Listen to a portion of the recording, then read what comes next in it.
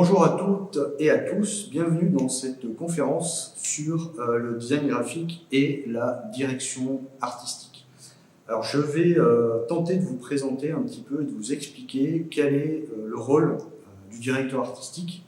C'est un métier qui a beaucoup de difficultés à s'expliquer parce qu'il est très vaste, très large. D'ailleurs la conférence titre bien une diversité de métiers et de méthodes.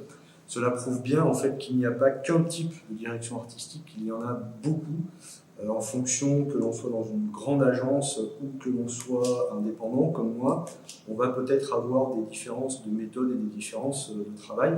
Donc c'est ce que l'on va voir un petit peu ensemble et que je vais tenter donc de vous expliquer. Et par avance, je m'excuse auprès des directeurs artistiques, je vais peut-être un petit peu vulgariser notre métier et le simplifier. Alors je remercie infiniment le CV Bordeaux de m'avoir convié à faire cette conférence. Je les remercie également d'avoir écrit une petite présentation très élogieuse à mon égard. C'est très agréable à lire. Alors je me présenterai tout à l'heure, je présenterai mon travail dans un premier temps. Ensuite, je vais vous faire un petit topo dans un deuxième temps pour vous expliquer vraiment concrètement ce qu'est le design graphique et la DA. Et pour finir, donc, je vous présenterai un petit projet fictif de manière à vous faire comprendre un peu les mécanismes que l'on peut rencontrer dans notre métier et qui en font justement un métier extrêmement riche et extrêmement passionnant. Alors, je m'appelle Pascal Bonnard, je suis directeur artistique depuis environ 17 ans maintenant, donc j'ai commencé en 2003. Auparavant, j'étais graphiste indépendant, donc je suis devenu tout de suite graphiste indépendant après ma sortie d'école, donc j'ai été formé aux Beaux-Arts académiques, donc avec beaucoup de dessins et beaucoup de pratiques artistiques. Et je me suis tout de suite spécialisé dans les arts graphiques à ma sortie d'école. J'ai commencé mon métier dans le milieu de la musique, donc c'est-à-dire que je faisais moi-même de la musique j'ai fait de la musique pendant une vingtaine d'années. Et ma carrière de graphiste a commencé en faisant des t-shirts pour les groupes dans lesquels je jouais et puis pour des groupes amis. Ensuite, j'ai fait des affiches pour ensuite continuer à faire des pochettes de disques, des dossiers de presse, etc. Ce qui m'a emmené, lorsque je suis arrivé à Bordeaux, à travailler avec une régie publicitaire qui s'occupait justement de promouvoir, par le biais de labels musicaux, toutes les sorties d'albums, toutes les tournées des artistes et de les divulguer en fait dans la presse et dans la presse écrite, principalement presse imprimée, de façon à pouvoir communiquer sur l'actualité des artistes. Ensuite, je suis allé rejoindre le groupe Fnac, pour lequel j'ai travaillé pendant 12 ans. Alors là, c'est pareil, c'était très riche et très varié comme travail, puisque je faisais parfois de la promotion pour des artistes locaux, puisque la Fnac travaillait à cette époque-là énormément avec les artistes et les groupes locaux. Je travaillais également avec les auteurs, on faisait par exemple des thématiques sur le polar autour du monde. Donc c'était des travaux qui consistaient à habiller des parties du magasin avec des livres, avec des mises en scène, etc. Je faisais également des publicités pour les lancements de produits. Je faisais également des publicités pour des produits techniques. Donc c'était très vaste. Et surtout, ce qui était intéressant, c'est que ça touchait énormément de supports. Du très grand format, du format digital, du format papier, plus traditionnel. Et c'est un petit peu là que j'ai pris conscience que le métier de graphiste pouvait s'enrichir de compétences complémentaires de façon à avoir une vision beaucoup plus large.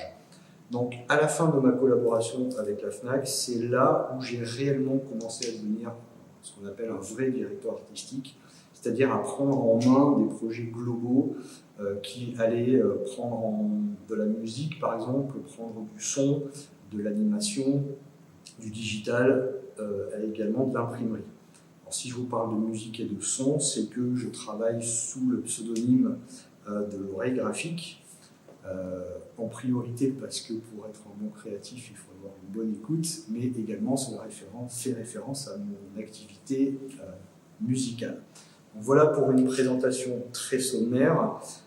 Pour terminer, depuis 3 ans environ, je travaille pour des jeux vidéo, d'un genre un petit peu particulier, puisqu'il s'agit de serious game et de jeux à visée pédagogique et destinés à un public universitaire. Donc ça demande la même rigueur de travail que pour un jeu vidéo normal. Il faut que ce soit attrayant, il faut qu'il y ait une bonne ambiance graphique, il faut qu'il y ait une bonne bande-son. Donc c'est ce travail-là que je fais depuis 3 ans, j'y prends énormément de plaisir. Et nous avons l'équipe du premier jeu pour lequel j'ai travaillé a reçu un prix national l'année dernière, donc c'est aussi une petite consécration et quelque chose de très très agréable. Voilà pour la présentation de l'oreille graphique et de mon activité et de mon parcours dans le métier. Nous allons maintenant parler de la direction artistique et plutôt du design graphique. Je vais mettre un petit peu les deux dans le même panier et je vais vous expliquer pour ça une petite différence, histoire que les choses commencent à être un petit peu plus claires dans votre esprit. Pour comprendre le design graphique, il faut le comparer, enfin à mon sens, après c'est discutable, mais il faut le comparer à une pratique artistique. Alors je connais bien le monde de l'art, vu que j'ai été formé aux Beaux-Arts. Vous avez d'un côté l'artiste, et vous avez de l'autre côté le designer. En fait, l'artiste et le designer vont avoir, à mon sens, 3 grandes différences, surtout du côté du design graphique. La première différence qu'il va y avoir entre le monde de l'art et le monde du design graphique, c'est que dans le cas d'un artiste, s'il se réveille le matin, par exemple, il a une idée, il se dit « je vais travailler, par exemple, sur la diffraction de la lumière ». Donc il va réfléchir, il va faire des croquis, il va faire des dessins, il va utiliser la couleur, il va utiliser des compositions d'images, il va faire de la photo, de la vidéo, une installation. Mais c'est lui qui va choisir son sujet. C'est lui qui va être maître à bord, il va décider et il l'applique. Dans le cadre du design graphique, la première différence, elle se situe ici. C'est-à-dire que le designer graphique, il ne va pas choisir son métier, c'est lui qui va être choisi en fonction de ses compétences, de son style, ou de sa notoriété, par exemple. Et donc, ça va être un client, ça va être une marque, une personne physique, qui va le contacter et qui va lui recueillir tout un tas d'instructions que l'on va nommer brief, dans lequel il va donner au designer graphique tout un tas de contraintes qui vont être liées par exemple à la marque, qui vont être liées au nom de la marque, à la personne, etc. Et le designer graphique va devoir composer un message graphique, un message visuel en fonction de ces contraintes. Donc ça, c'est la première contrainte qui va être assez importante à mon sens. On va monter en grade petit à petit. La deuxième différence avec le monde de l'art, c'est que l'artiste, toujours maître à bord, décide quand est-ce qu'il va terminer le travail. C'est-à-dire, il va commencer à faire, dans le cadre de la diffraction de la lumière, par exemple, il va faire une série de photos, une série de vidéos. Quand il est satisfait du travail, il dit « super, c'est fini, je fais mon accrochage, je fais mon exposition, j'ai terminé mon travail ». Dans le cadre du design graphique, ça ne se passe pas trop de la même façon. Dans le cadre du design, eh bien, c'est le client et l'échange avec le client qui va permettre de jalonner le parcours de ce qu'on appelle des étapes de validation. Ensuite, on va échanger, on va parler, on va faire des croquis comme il y a sur cette table, et on va, en échangeant, améliorer certaines choses, changer certaines choses, affiner certaines choses, de manière à ce que, avec ce jeu de face à face, le projet puisse petit à petit s'acheminer vers une validation finale. C'est donc le client, c'est-à-dire le commanditaire de l'action, qui va valider finalement en dernier le travail de design qui va être fait, et non pas, comme dans le cas de l'artiste, lui-même qui va décider quand ce sera terminé. Donc ça, au départ, ça peut paraître un petit peu intimidant et ça peut paraître un peu restrictif, mais en fait, ça ne l'est pas du tout. Si vous avez la chance de pouvoir travailler avec des clients ouverts d'esprit, prêts à faire des expériences, etc., ça peut devenir au contraire extrêmement enrichissant, puisque vous avez beaucoup d'échanges et vous avez une diversité de points de vue qui va vous donner peut-être des idées auxquelles vous n'auriez pas pensé. Donc ça, c'est la deuxième différence. La troisième différence, qui est à mon sens la plus importante avec le monde de l'art et qui va expliquer un petit peu la multiplicité de casquettes que je peux avoir dans la petite présentation que le CV m'a faite, parce qu'on peut se demander comment ça se fait qu'on touche à tout ça, ben c'est dans cette troisième différence qu'on va la trouver. Et cette troisième différence, c'est ce qu'on appelle la diffusion. Alors, je reprends mon exemple entre l'artiste et le designer graphique. L'artiste, une fois qu'il a fini son travail, par exemple, qu'il a fini sa résidence d'artiste, qu'il a fini de faire son travail de série, il décide de faire une exposition, il place ses œuvres dans l'exposition, s'il a bien travaillé, il en vend beaucoup puisque c'est son travail, et tout le monde est content, il peut peut-être faire une petite vidéo qu'il va placer sur les réseaux sociaux, mais ça s'arrête là. Son travail, en tout cas, s'arrête là. Pour le graphiste, c'est pas la même chose. Pour le designer, c'est pas la même chose. Le designer graphique, il va partager beaucoup de points communs avec l'artiste. Il va devoir travailler de la même façon avec beaucoup de sensibilité, on va lui demander d'être créatif, il va devoir maîtriser la couleur, il va devoir maîtriser la composition, la typographie, les contrastes, la lecture, la hiérarchie, tout un tas de choses. Mais surtout, une fois que ce travail-là va être terminé, eh ben, un autre travail va commencer. Et c'est plus là le travail du directeur artistique qui va arriver, c'est-à-dire que le DA et le designer graphique vont être garants, vont être responsables de la possibilité de pouvoir dupliquer et diffuser leur travail sur tout un tas de supports différents. Ces supports peuvent être des supports de type artisanaux, comme par exemple la sérigraphie, pour faire des tirages limités, pour faire des t-shirts, pour faire des affiches. Ça peut être de la presse offset, de la presse de labeur, pour faire des bouquins, pour faire des catalogues, pour faire des affiches, des flyers. Ça peut être de la presse beaucoup plus spécialisée, comme par exemple de la presse avec des dorures à chaud, avec des gaufrages, avec des papiers particuliers, ou du packaging. Ça peut être des supports digitaux, ça peut être par exemple des sites internet, ça peut être des animations, ça peut être du motion design. Donc tout ça, le designer qui va devenir de ce fait directeur artistique, va devoir chapeauter la duplication de son travail. Et ça, c'est une notion qui est extrêmement importante parce que c'est vrai que dans la vie de tous les jours, on prend un petit peu les graphistes pour des hurluberlus, pour des artistes, etc. Alors il y a un petit peu de ça. On a une part de nous-mêmes, on est artiste, mais on est aussi technicien. Et c'est cette duplicité des deux métiers qui fait qu'en fait la direction artistique est très très difficile à expliquer, mais c'est un métier qui est absolument passionnant et dans lequel on ne s'ennuie jamais. Pour résumer,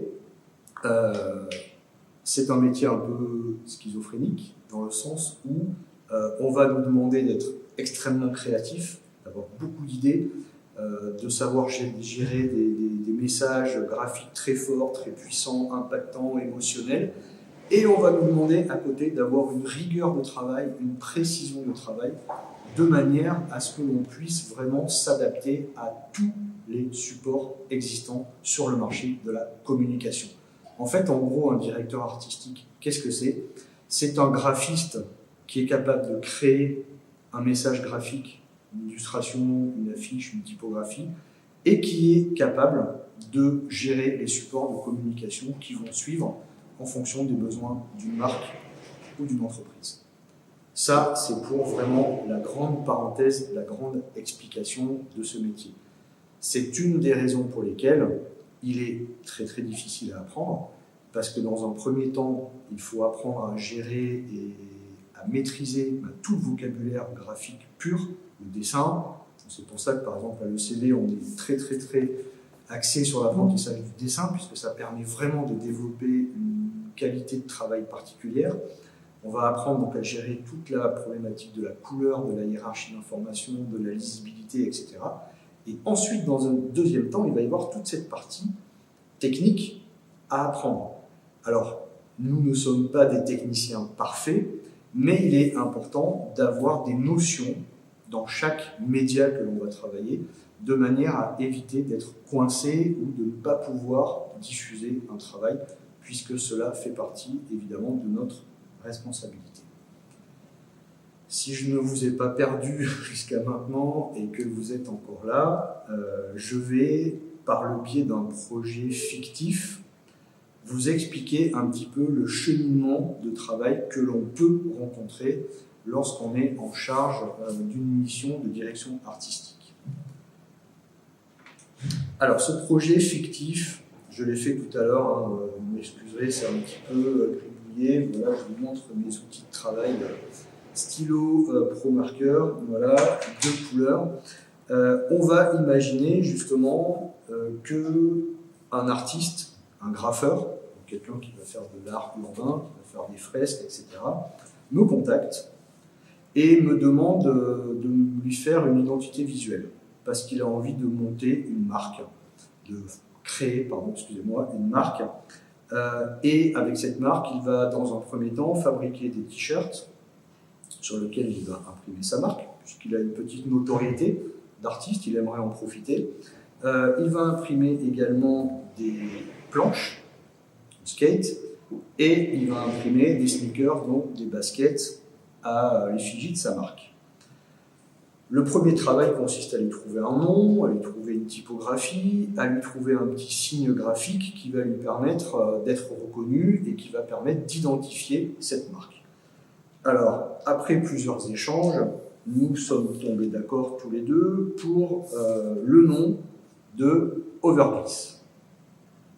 Il a validé, tout ça est fictif, hein, à nouveau je le répète, il a validé la typographie, il a validé la forme du monogramme, donc le monogramme c'est 2 lettres qui constituent les initiales du nom, la forme en losange de son logo et la couleur orange. Ça, c'est le premier jalon de l'identité visuelle de la marque que j'ai créée pour lui. Ensuite, cette marque, il va en avoir besoin pour ses réseaux sociaux, donc on va lui faire un petit bandeau pour son groupe Facebook, on va lui faire des petites icônes de profil pour son compte Instagram, et ensuite on va passer à quelque chose d'un petit peu plus pointu, et c'est là où le travail va commencer, le travail de direction artistique et le travail de déclinaison va commencer. Dans un premier temps, une fois qu'il a fait son travail sur les réseaux sociaux, il va avoir besoin d'une petite carte de visite lorsqu'il va aller se présenter et lorsqu'il va aller commencer à faire le travail de promotion de sa marque. Ensuite, on va avoir besoin de faire des prototypes, c'est-à-dire de commencer à réfléchir. Ok, on fait des t-shirts, on fait des skates, on fait des baskets, mais il faut quand même réfléchir à comment on va aller créer ces objets. Eh bien, on va commencer à créer des petits croquis de ce genre, et on va commencer à réfléchir à voir comment intégrer l'identité qui a été créée pour sa marque sur des objets successifs. Vous avez le t-shirt, là on va avoir la planche de skate, avec l'intégration du logo au centre, et ensuite, de façon plus discrète, sur des baskets, 2 petits losanges qui peuvent représenter les 2 lettres O et G de sa marque. Une fois qu'on a validé ces prototypes de produits, il faut réfléchir à l'emballage. Alors on va imaginer que c'est quelqu'un qui est assez sensible à la qualité environnementale, etc., qui ne veut pas suremballer, donc on va commencer à réfléchir à du carton brut, par exemple, à essayer de voir comment faire pour intégrer des couleurs particulières sur ces cartons. On arrive à nouveau dans un nouveau type de travail, on passe du produit au packaging, à la boîte. Donc on va travailler de façon éclatée, on va avoir des boîtes démontées qu'on va assembler. Alors là c'est vraiment de l'artisanat, hein. On coupe, on découpe, on colle, on fait des montages de boîtes et on arrive, là une fois de plus hein, c'est vraiment du croquis, on arrive à créer des boîtes de cette façon-là en disant, toujours en échangeant, voilà, est-ce que ce type de modèle-là vous convient? Oui, c'est parfait. On a également des petits sacs en papier craft pour les t-shirts, et on arrive à ce stade-là à toute la partie produit qui est terminée, qui est complète, et qui est validée par un tampon qu'on appelle BAT, bon à tirer, c'est-à-dire on peut envoyer en fabrication les objets et les produits. Donc là, il faut être certain que tout puisse s'imprimer correctement. Là, c'est encore une autre problématique qu'on n'aborde pas. Une fois qu'on a fait ces produits, maintenant, il faut commencer à les vendre. Donc, On me contacte, on me dit maintenant il faut passer à l'étape e-shop, e-commerce. Donc on va créer ce qu'on appelle un petit wireframe et on va fabriquer donc une maquette de site internet. Donc on va reprendre les codes du logo ici, on va faire une petite accroche, voilà, glisse-culture, on va faire un travail de photographie avec des personnes qui utilisent les produits de la marque, le skate, les baskets, le t-shirt et pourquoi pas une casquette avec un slogan, pour ensuite voilà, descendre dans le bas du site et trouver les produits de la marque. Encore à ce stade-là, on est sur un autre type de support, puisqu'on est sur un support digital, un support qui va être programmé. Il faut donc qu'on soit certain qu'une fois que notre travail graphique a été validé, qu'il puisse passer au stade du développement et qu'il puisse être fabriqué sans erreur. On imagine que à terme d'une année, par exemple, complète, les choses se passent bien, la marque prospère, il y a beaucoup de ventes de t-shirts, de baskets, de skate, etc., etc. Un éditeur décide de faire un livre, par exemple, un livre d'artiste, qui va retracer l'histoire un petit peu de cette marque, qui, rappelons-le, est partie d'un artiste graffeur, et qui a fabriqué petit à petit une espèce d'icône de la street culture et du street art. Donc on va, pareil, repartir sur un nouveau type de document qui va être un bouquin. Alors dans le milieu de l'art, le livre reste encore quelque chose de très très très apprécié et qui demande un travail très pointu, très fin, avec beaucoup de subtilité. Donc on va partir sur une maquette de bouquin et on va bien évidemment avoir à fabriquer toutes les pages à l'intérieur du livre, avec des choix de typographie, des choix de photos. On va imaginer des photos, par exemple, de street art, graphe qu'a fait l'artiste. On va réfléchir à un choix de typo, on va faire un découpage de pages, on va faire des chapitres, etc., etc., etc. Gros travail, mais qui reste encore dans la continuité de celui de designer graphique. Une fois qu'on a fini le bouquin, l'éditeur se dit « Tiens, ce serait pas mal si, pour fêter la sortie du bouquin, si on faisait une petite exposition, avec un live, par exemple, de l'artiste qui viendrait faire une grande fresque dans la salle d'exposition, on en profiterait pour créer un petit événement, et avec cet événement, on pourrait fêter le lancement du bouquin. Donc là encore, nouvelle mission pour le directeur artistique, qui va prendre, par exemple, un nouveau format, une petite vidéo, on va dire, sur un média comme TikTok, par exemple, et on va créer une petite animation du logo qui va tourner, qui va clignoter et qui va faire office de carton d'invitation digital ou numérique pour inviter toutes les personnes qui connaissent la marque ou d'autres à venir se rendre à l'exposition pour apprécier le live et pour apprécier donc la sortie du bouquin d'Overbliss. Une fois qu'on en arrive à ce stade-là, qu'on a fait le carton d'invitation numérique avec l'animation, il faut créer du son, une musique pour accompagner l'animation et pour rendre le message plus entraînant. Et on va finir par la mise en forme de la salle d'exposition, c'est-à-dire tout l'habillage de la vitrine, l'annonce de l'exposition et ce que l'on va appeler toute la signalétique qu'il va y avoir à l'intérieur de la salle d'exposition. Ça peut évidemment se terminer par un petit récap de la soirée, avec une vidéo, avec une petite animation, pourquoi pas, et une publication sur le site de la marque. Ça, c'est une petite partie de notre métier, de notre quotidien. Bien évidemment, vous pouvez avoir affaire à des métiers, à des projets beaucoup plus complexes, qui peuvent aller encore plus loin, ou vous pouvez avoir affaire à des projets beaucoup plus simples, qui restent sur la carte de visite, sur le flyer, sur l'affiche, sur le bouquin. Là, j'espère qu'avec ce petit projet fictif, vous avez bien, ou en tout cas mieux compris, quel était notre métier et comment on procédait pour y arriver. Donc, pour résumer, la direction artistique et le design graphique, c'est un métier qui est absolument, je le répète, passionnant parce qu'il est complètement immergé dans l'innovation technologique À chaque fois que vous avez un nouveau support qui arrive, eh bien vous devez vous poser la question de savoir comment intégrer ce support dans votre processus créatif. Et c'est un métier où on ne s'ennuie absolument jamais. Je peux en témoigner après plusieurs vingtaines d'années dans ce métier. Voilà pour cette courte conférence. J'espère que vous y voyez un petit peu plus clair. J'espère également que ce court extrait de ce qu'est la vie d'un directeur artistique vous aidera à mieux comprendre notre métier. Et je vous souhaite à toutes et à tous une bonne fin d'après-midi, matinée, journée, soirée. Je ne sais pas quand est-ce que vous allez regarder cette vidéo, mais en tout cas, je vous dis à très bientôt et faites un bon choix dans votre cursus scolaire. Au revoir.